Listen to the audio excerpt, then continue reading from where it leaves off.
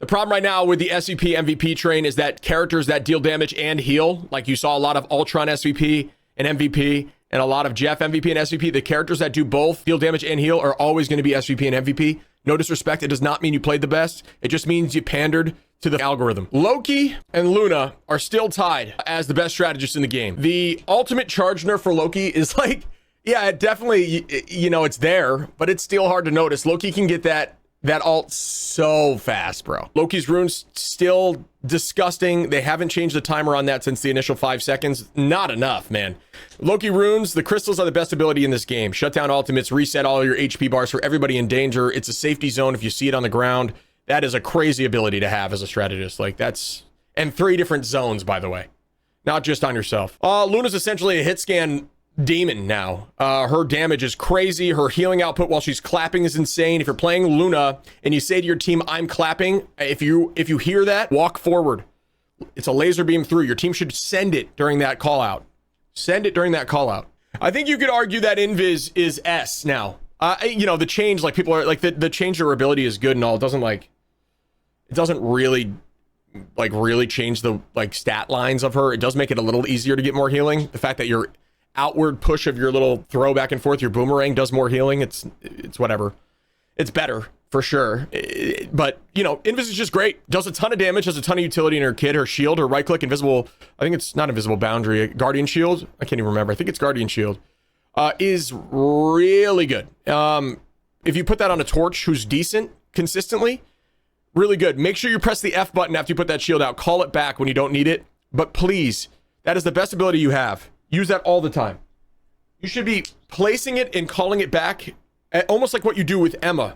You want to put that shield out and call it back so they can't use it as a way to deal damage to your shield. It's more so just cutting off LOS, something to slow down the pace of the enemy. If I'm playing, I don't know, Luna, and I'm left clicking without the clap, for example, and an Emma puts a shield in my face, I'm not just going to stand there all the time, especially if it's first put out. I'm going to try to move to a different position to get an LOS instead of just bursting through the shield before I heal again.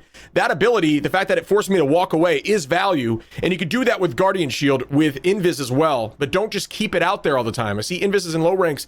Put the Guardian Shield on somebody and leave it there. Press F after a few seconds. Call it back. Phoenix, Hela, like put it out there when they're taking the off angles. Put it next to them. And that in those situations you can let it break if they're really trying to make a play. She's the best. She's close to SSS, but she's the only one in S. I'll do this for now. I think there's a conversation for Cloak and Dagger to be an S, because in overtime, guys, Cloak and Dagger are actually busted. If you pull out Cloak and Dagger in overtime and you know what you're doing, and they don't have, or you have a good communication with your mag to bubble up, or a thing to give you damage reduction while you're ulting, you win games with Cloak and Dagger. I think that their bubble's disgusting. Play inside. Every time you see a Cloak and Dagger throw the right click on the ground, the bubble shield or heal, please fight inside it with all of your might. All of you stack inside that bubble and fight and take damage. And Cloak and Dagger will have their ult faster than anyone could ever in this video game. There is a conversation for the video's sake. There's a conversation to say end of S for them. For now, I'm going to keep them at A because they're very counterable. Magneto can be really good into them. You know, even things like Bucky can be good into them. Iron Man can be good into them. Hawkeye's good into them. Punisher Ultimate's good into them. Like that kind of, the fact that a lot of stuff can help counter that ultimate makes me want to keep it in A. But just know that at the top level with good communication and good utilization of the Terror Cloak, guys, that's a 28% damage boost for 3 seconds when they throw that blind on enemies. As you're climbing ladder, that is not very valuable besides the blind, but at the top level in pro play, that is disgusting. So at pro play, it's like this, you know, up here for sure. But I'm saying for ladder with a lot of counters and with people that don't play comms and people that play Cloak and Dagger just stay out of comms and don't talk for some reason. My biggest pet peeve for people that are in ranked is not talking. I think comms are super important, especially strategists.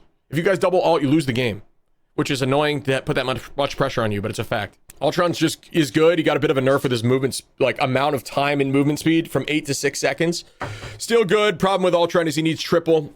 You can play slow with shielding tanks if you want to run double, but Ultron needs triple. But if you're good with Ultron, he still can be very valuable. The reason I'm keeping him in A is because he's not the best strategist. He's a pretty good duelist. If you're running like Luna, Invis, Ultron, and you have a torch on your team, you give the torch not only the team up with the Invis for the shield, you then give him Guardian Shield every 2 seconds, you give him Snowflake, and you give him Ultron Drone, and he becomes a raid boss. He can come out of the screen and just slap you in the face. Just, I'll say this too. I think that I think Warlock, the Guardians team up is really good at the top level of play with team comps, but it's still got a little bit of a nerf. I think Warlock is good, just not as good as the rest of them because, you can be really good with hit scan with Warlock, and we've seen more value, but now that there's more hit scan in the game that is more threatening, it also pressures Warlock a little bit because Warlock was played a lot in the pro scene with Hela, or when Hela was banned, and was played by their hit scan player to run Guardians comp and just try to put some serious work in. But now there's also Phoenix in the game, who's going to make Warlock trying to find those off angles even more stressful because Phoenix can beat him in those 1v1s. Still good, though. And Guardians comp is still good, even though the slight nerf. Rocket, spoiler alert to the homies. Rocket's good if you're getting dove. Play Rocket if you're getting dove a lot. He's got a very low skill ceiling, so if you are forced to play Strategist, you also get value with Rocket very easily. But another character that hard counters him, that can burst his ultimate down in a second and get immediate value by pressing Q whenever you hear a Rocket ult. You don't even have to be near it. You'd be 50 meters away and he'll still take it out. Really, only you should play Rocket if you're getting dove like crazy by a BP. One tricks, no disrespect, probably time to find someone else to play a little bit. If you are consistently only playing Rocket, especially with Phoenix being this strong in the meta, it's not a good decision. No disrespect. And I talked to some of the pro strategists, and they have that same take. He can be very valuable, especially when you're running triple, where sometimes a lot of these teams were running triple Vanguard, triple Strategist, and Rocket's great for that, having the res out. But now Phoenix is in the game, and Phoenix gets out really quick, and it's another hit scan to fuck up Rocket, who's trying to crawl away. But he's really good when you're getting dove by like a BP. And BP can be pretty stressful now. So play him when you're having struggle staying up, but not outside of that. I'll put her in B. Mantis is, got a little bit of a buff for tanks. She does more tank healing, but she actually does slightly less healing to duelists, which is a strange thing. I think that she should have just universally made her healing better. Great with Guardians comp. Outside of Guardians comp, I really don't want to see you running her unless you're doing heavy damage boost composition and boosting the hell out of a Phoenix. Maybe a Widow, but mostly like a Punisher, Hela, or Phoenix. But listen to this. This is what I'm talking about. In the pro scene, they were running Ultron, Mantis, and Cloak. And they would double damage boost with the Terror Cloak, 28%, and the Mantis, what is it, like 18 or 20% damage boost? And just boost one of their hit scan, and their hit scan was a raid boss, and that is crazy. And that is really good. But outside of that, not really worth.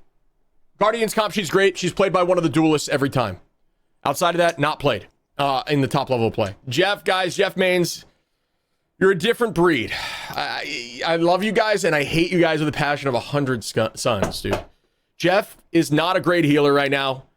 Jeff is just, he fires me up, okay? Like, they reduce his KO potential. He gets assists and eliminations from just spraying his water spray. So Jeff mains farm SVPs and think it's not their fault. And I don't mean to roast you because some Jeffs really get the job done. But when you're running double with Jeff, it makes the game a lot more difficult. You can do triple and Jeff can get value, okay? I've seen some really good Jeffs at the top level play Jeff well.